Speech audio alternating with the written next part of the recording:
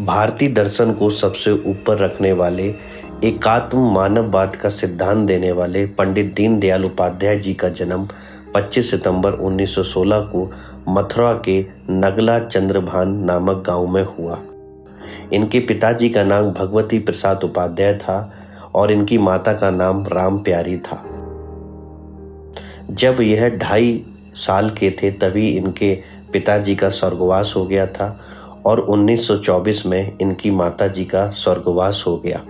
माताजी के स्वर्गवास होने के बाद इनका लालन पोषण इनके नाना जी के यहाँ पे हुआ। कुछ साल बाद इनके नाना जी का भी देहांत हो गया और उसके बाद इनके मामा ने इनका पालन पोषण किया। दुर्भाग्यपूर्ण 1934 में इनके भाई का भी निधन हो गया। पंडित दीनदयाल उपाध्याय जी की शिक्षा की अगर हम चर्चा करें तो इन्होंने हाई स्कूल की शिक्षा वर्तमान में सीकर जो राजस्थान में है वहाँ से प्राप्त करी। इंटरमीडिएट शिक्षा इनकी पिलानी से हुई और इन्होंने ग्रेजुएशन स्नातक कानपुर से किया। जीवन भर पंडित दीनदयाल उपाध्याय अविवाहित रहे। 1937 में इन्होंने आरएसएस को ज्वाइन किया। सरकारी नौकरी लगने के बाद भी पंडित दीनदयाल उपाध्याय जी ने कभी भी नौकरी नहीं करी और अपना जीवन राष्ट्र सेवा में समर्पित कर दिया। कुछ साल बाद यह संघ के पूर्वकालीन प्रचारक भी रहे। 1950 में जब श्यामा प्रसाद मुखर्जी ने नेहरू जी की कैबिनेट से इस्तीफा दे दिया और उन्होंने पूरे भारतवर्ष में राष्ट्रवाद का आंदोलन चलाने का बेड़ा उठाया तो उस समय पंडित दीनदयाल उपाध्याय थे जिन्होंने इस आंदोलन को पूरे भारत में फैलाया। पंडित दीनदयाल उपाध्याय के नेतृत्व में 1951 में भारतीय जन संघ की स्थापना हुई। शुरुआत में ये भारतीय जन संघ के महामंत्री भी रहे और 1 साल के बाद ही यह इसके राष्ट्रीय अध्यक्ष भी बन गए। 1968 में दुर्भाग्यपूर्ण एक घटना हुई। मुगलसराय रेलवे स्टेशन के यार्ड में पंडित दीनदयाल उपाध्याय का शव मिला। आज तक इस विषय पे चर्चा रहती है कि क्या इनकी मृत्यु एक मर्डर था या एक प्राकृतिक स्वर्गवास हुआ।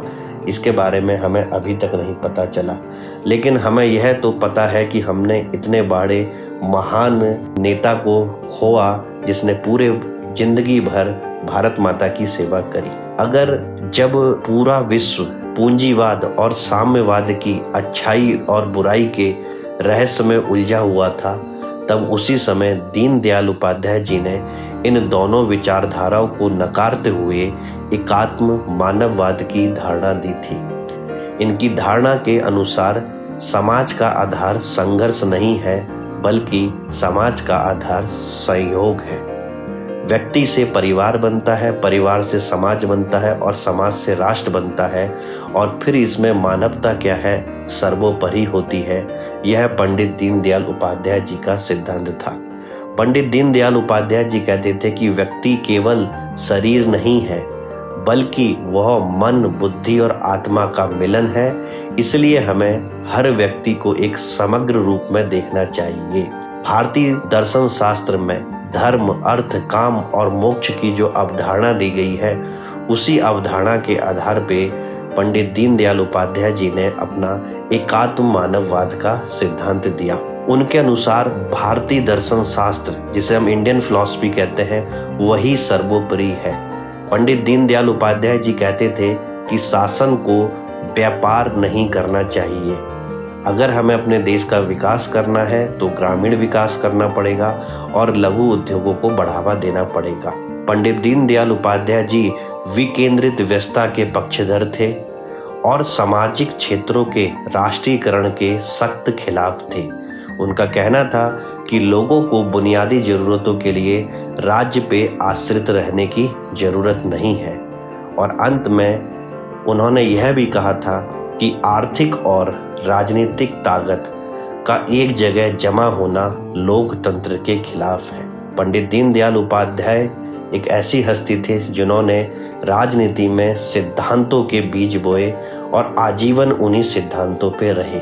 Thank you very much for watching this video. Have a good day and God bless you.